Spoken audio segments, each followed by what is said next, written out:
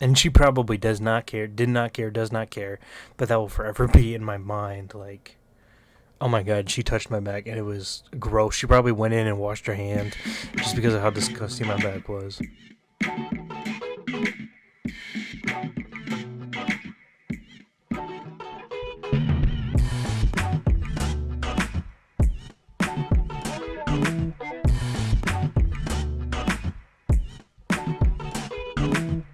To a new video idea that I've had. I'm just gonna talk about wrestling, the world of wrestling and what's going on in my mind. Something that I want to bring up is just a pet peeve of mine when it comes to wrestling. I hate the "We Want Tables" chant. I don't hear it as much on TV, even though it bothers me still on TV. But like when I go to a show, hearing the "We Want Tables" chant, it just bothers me so much. Like, we don't need tables. And I feel like I just feel like it's like the wrestlers have a plan for a match, and yeah, you want to play towards the fans, but like, you don't need a table. And it's like they're saying, "Oh, we want tables, and I know, warning, wrestling is fake, but I feel like it kind of ruins the like realism of a match if they were to go and get that table, which again, I know it is fake, but like, it's just weird. Like, you know, everyone's chanting that they want tables and then someone goes and gets a table. I just don't like that part. I get it, I guess. I mean, it is cool to see tables, but like, not really.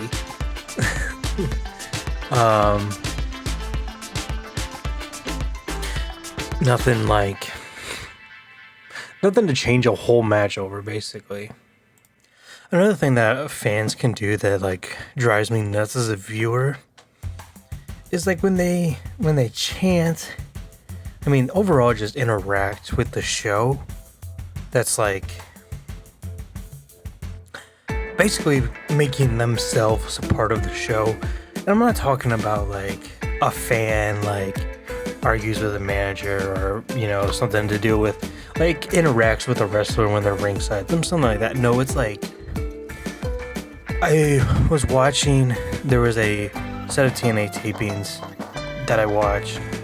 I can't remember if it was a pay-per-view, some Impact shows, maybe both. But just watching it on TV, and there was this woman, and I know you can have some fun watching. You know, you have fun when you're watching wrestling and being at the shows and stuff. But it's like this woman was like, you could just hear her voice for everything. Everything. You could hear, like, you could specifically point her out. It's like, the show is not about you, like, her screaming, her talking, her laughing. Like, it was like, you could specifically point her out to everything. And, like, she'd try to start chants, and, like, not of all of them would go well, or a chant would start, and she, like, overpowered everybody. And, like, again, this is probably all me just like complaining and like things that bother me but nobody else, but it's like, oh my god, sometimes that really can ruin a show. And I think more than We Want Tables, because I feel like that one's maybe just more nitpicking and complaining to complain, but like sometimes some fans can really ruin shows. And I feel like I'm sure this happens at like WWE shows, but like with the small venues that like Impact shows are taped in, it's like, I feel like it's overpowering. And obviously I'm not blaming the companies at all. 100% not. I mean, I'm not blaming them at all.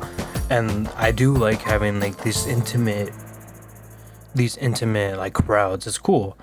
And it does, individual voices can be heard, and that's fine.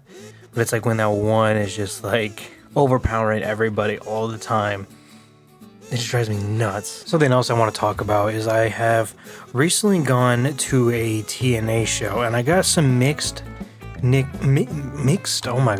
feelings about my experience. I went down to Louisville, Kentucky for the Emergence taping. Well, the Emergence show, and then the TV tapings right afterwards. And it is a long drive for me. It was about 5 hours. I made a weekend of it, had a little vacation, but, and obviously that's my fault for going there, so there's no complaining about that. But, I went to buy tickets for Victory Road, and they were in Ohio, which I am from Ohio, so that would have been a lot easier of a trip for me to go to. I believe it was Victory Road, yeah. And then they changed it, like, on release date to like San Antonio. And fine, but I still wanted to go to a show. So I saw that the tickets were in Louisville. So I asked my friend, like, hey, you wanna make the trip and go? So we went. The only problem was it was standing room only tickets. And I won't be picky. But like, we got to the show and it was, you got your money's worth basically, because it was like on a balcony and you could not see a thing. I remember seeing the Ultimate X match and it was like, oh, someone's on the top of the scaffolding there, and that's like the only time you could actually like see somebody there. And I ended up getting a spot where it was like right behind where the production area was, and so I could see like a monitor. So basically I was just watching it on a monitor. So I don't know. I mean, I don't know if this is just me being like ridiculous, but like I feel like, should they have sold that many tickets? I feel like, I mean, because there was literally people just like sitting on the ground in the back, not even paying attention, because it's hard, like, and yeah, you could watch the monitors because they have like the projections on the walls, but I feel like even that, it's like hard to pay attention because you're, in that crowd, but it's like, the energy doesn't translate. I feel like you're in that room, so I guess you can feel that energy, but it's like you're not watching really the same thing. I mean, you are, but it's like you're just looking at a screen. It's weird.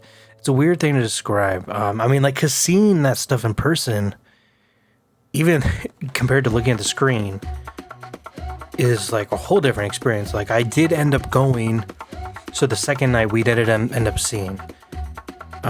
So they had the TV tapings afterwards. I actually got a pretty good view. A good view for what, compared to what I had, and a good view for, the tickets. But seeing that stuff in person compared to just looking at the monitors was a whole different experience. And yeah, I got the cheapest tickets because they were the only available, because it was standing room only at the time. So I guess I'll leave it to you. Is that like, I don't know, is it ridiculous on my part, or like, and it's normal for them to oversell tickets like that, or is like that kind of ridiculous to oversell tickets like that? But I ended up just going back. We got a hotel, so I ended up going back to the hotel, and we watched it on the TV there. It was fun. It was nice. Like I said, we still had a trip out of it, so that was nice. But then day 2, that Saturday, where they had the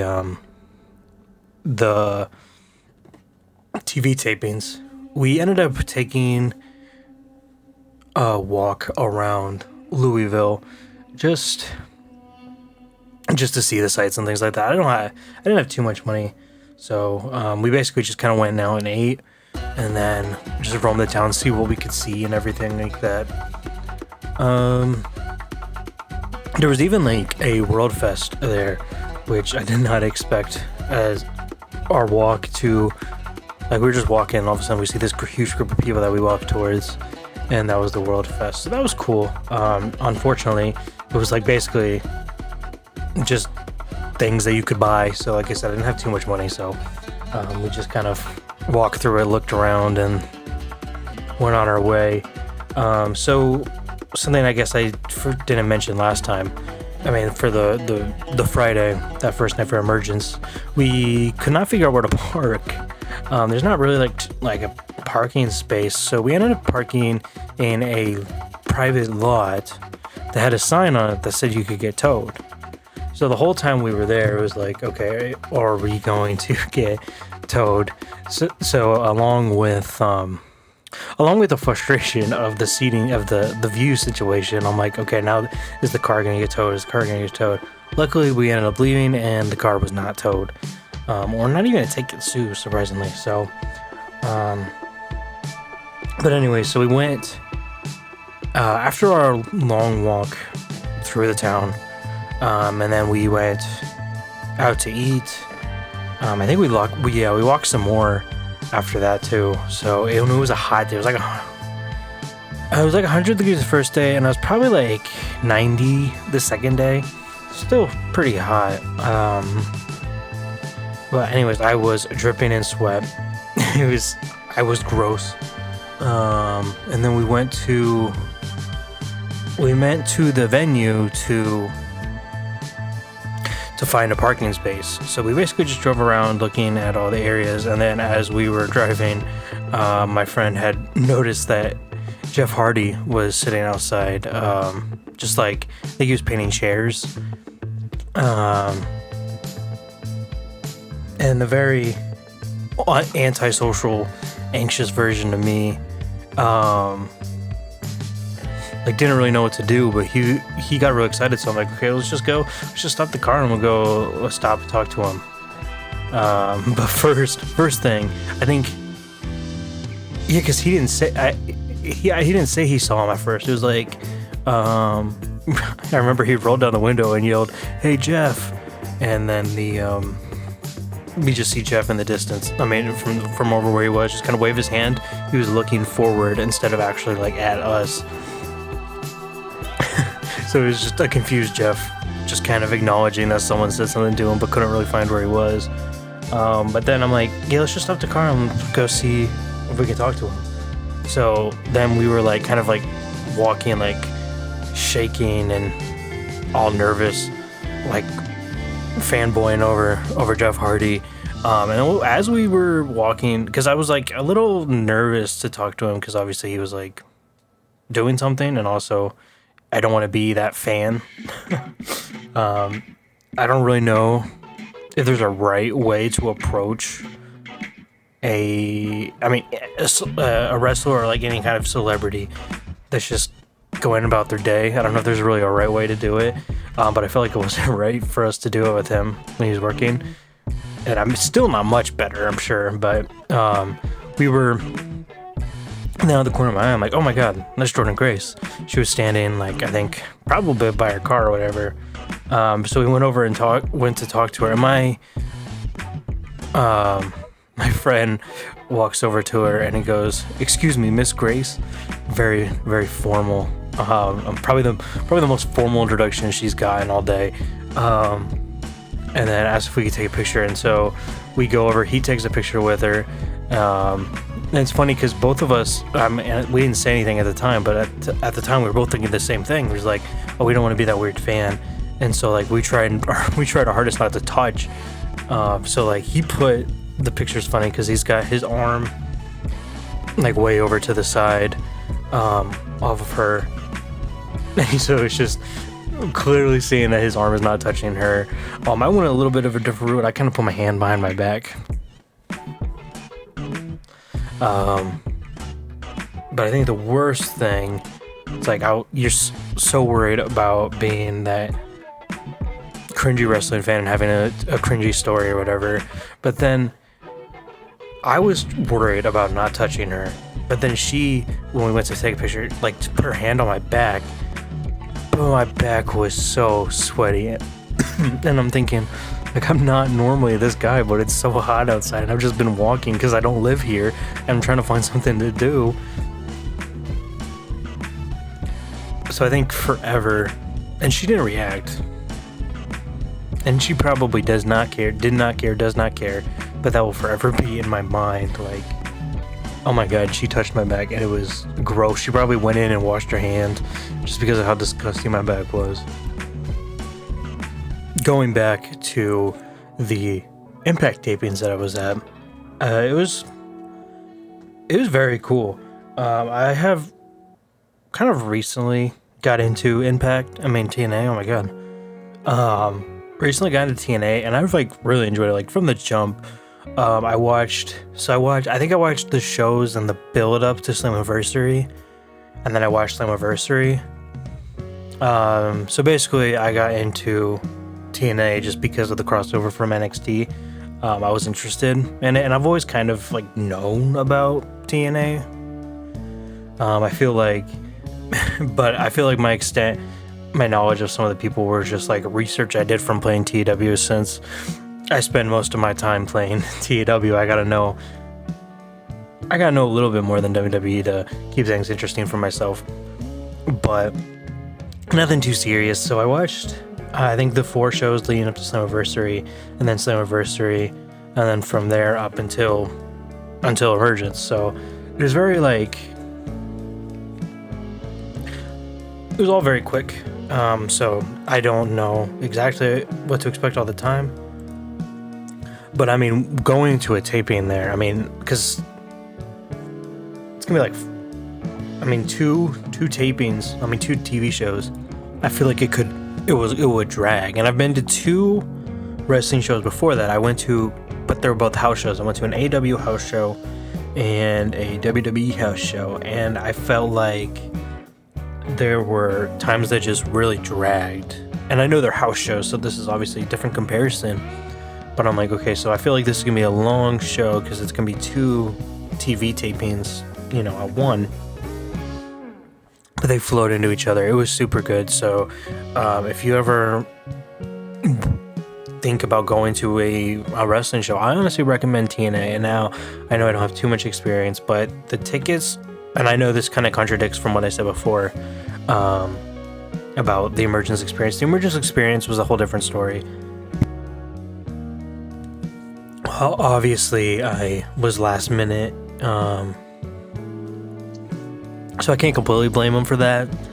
But I mean, in terms of ticket pricing, was really cheap from all around. Even if I got seats, like I said, I couldn't. I was last minute, so I didn't get seats. But it's cheap tickets, and that taping, I mean, it was like it flowed into each other. It was like 2 weeks of shows right there, but it was just like one show, basically. From my perspective, the only thing that changed was they put that like on the second show, it said that there was that Stand and Deliver was next. Stand and Deliver. Why did I say that? That's the NXT show.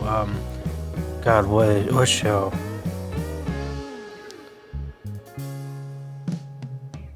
I don't know, but the next special show or whatever will be in like tomorrow, even though it's weeks away. But that's the only difference between the 2 shows, was that this one just had the advertisement for the next show. But yeah, it was really good. I mean, in getting to hear Joe Hendry live, like talk in person, was amazing. The energy is like unbelievable, and I like him. I liked him, but like hearing him talk in person was amazing. It was a whole different energy that you can't describe. This was a little bit of a different video, and I'm definitely willing to adjust it and take suggestions. So I do want to know a few things, like I want to know if you have any suggestions on things I can talk about, things you want to hear from me. I want to hear your stories about like your fan experiences, like if there's any stories of like cringy wrestling, meeting a wrestler stories, things like that. Just anything.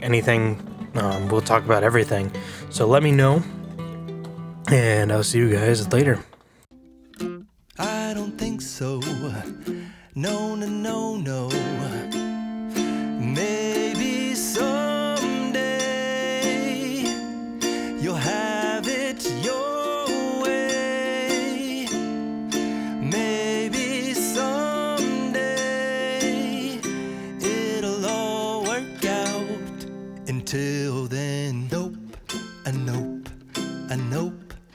nope, definitely nope, a nope, nope, a nope. Probably never, ever, ever, ever, ever, ever gonna